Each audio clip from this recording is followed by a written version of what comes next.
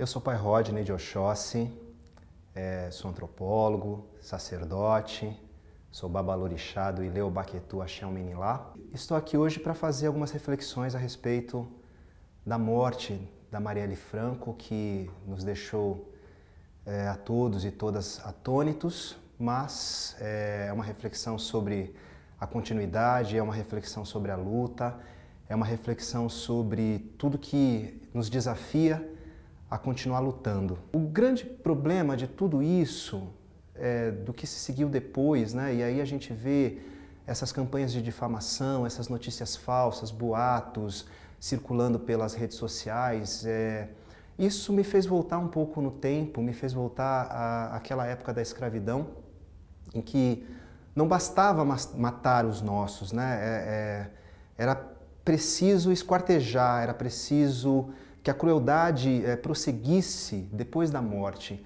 E eu sinto que, de certa forma, a gente tem tudo isso renovado com a morte da Marielle, porque, além da morte física, a gente tem uma morte política, a gente tem uma morte simbólica e a gente tem um recado que foi muito, muito bem dado, porque não houve nenhum cuidado em disfarçar, não houve nenhum cuidado em tramar. Foi uma execução feita friamente, com os mesmos requintes, né, com que nossos antepassados eram açoitados na época da escravidão.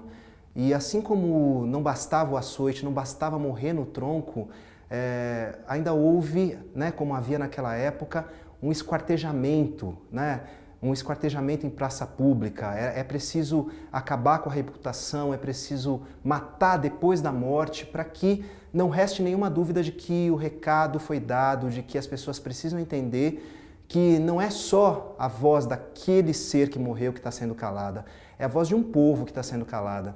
E isso me faz pensar em todas as estratégias do racismo, isso me faz pensar em como os nossos têm sido cotidianamente massacrados, mortos, não só fisicamente, mas também simbolicamente. O poder sempre se levanta quando a gente começa a pontuar e a dizer o que foi essa morte, para quem foi esse recado, na conta de quem, para conta de quem vai essa morte, né?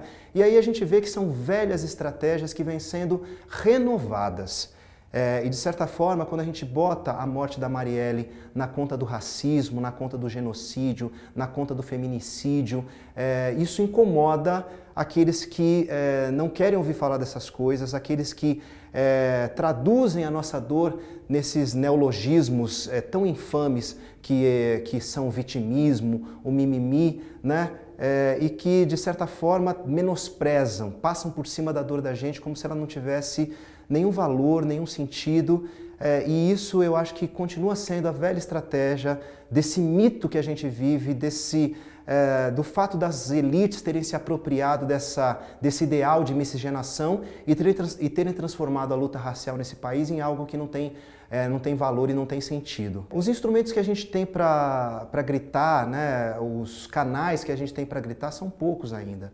Mas eu acredito que a gente tem que usar com a sabedoria dos nossos ancestrais, com as velhas estratégias dos nossos ancestrais, com todas as artimanhas de resistência que os nossos ancestrais nos deixaram.